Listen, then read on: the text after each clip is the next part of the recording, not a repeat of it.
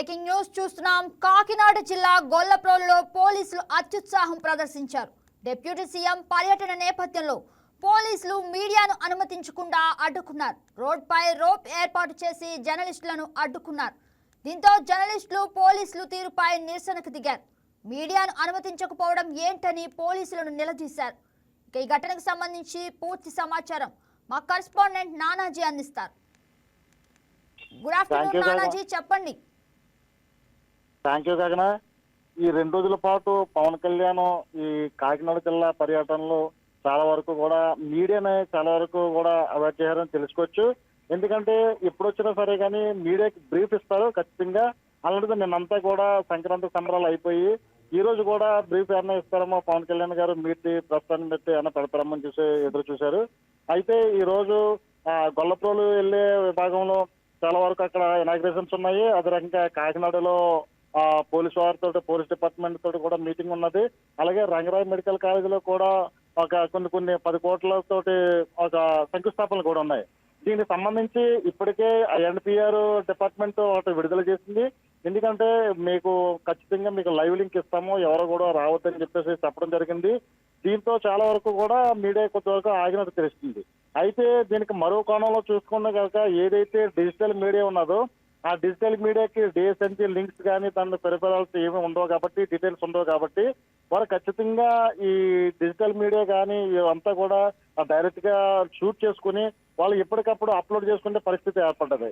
దాని గురించి ఒకవేళగానే ఎన్పిఓలు చెప్పినప్పటికీ కూడా వాళ్ళ ఫీడ్ కోసం ఖచ్చితంగా కూడా తిరిగి ఆ షూట్ చేసుకుని దానికి న్యూస్ కవరేజ్ చేయవలసిన అవకాశత ఏర్పడ్డది.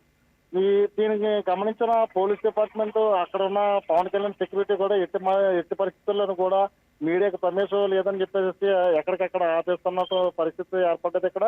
అయితే ఒకవేళ కానీ మాట్లాడేటప్పుడు కానీ లేదంటే వాళ్ళతో జనాలతో ఇంటరాక్ట్ అయ్యేటప్పుడు కానీ ఈ షూట్ చేసుకుందాం అనుకుంటే కనుక రోప్ వేసి మరీ ఆపడం జరిగింది.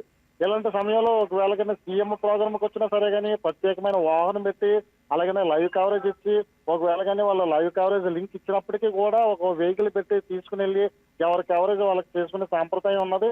అయితే దానికి తూట్లు పొడుస్తూ ఎట్టి పరిస్థితుల్లోనూ కూడా ఈ పోలీసులు ఎవరైతే ఉన్నారో వాళ్ళ రోప్ వేసి ఈ రోపు దాటి రాకూడదని చెప్పేసి ఆపేసిన పరిస్థితి ఏర్పడ్డది.